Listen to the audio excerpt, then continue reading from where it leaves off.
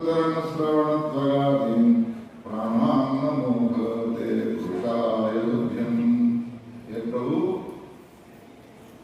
నా శరీరంలో ఉన్నటువంటి ఇంద్రియాలు అవయవాలు గలవో అవన్నీ కూడా నిద్రావస్థలో ఉన్నాయి, నిద్రపోతూ ఉన్నాయి.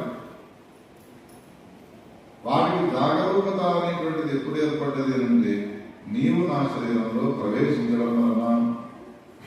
మీరు ఎప్పుడైతే నా శరీరంలో ప్రవేశించినావో, ప్రవేశించిన తర్వాత కంట్లు చూస్తూ ఉన్నాయి, చెవులు వింటూ ఉన్నాయి, నాలుక రుచులను చూస్తూ ఉన్నది.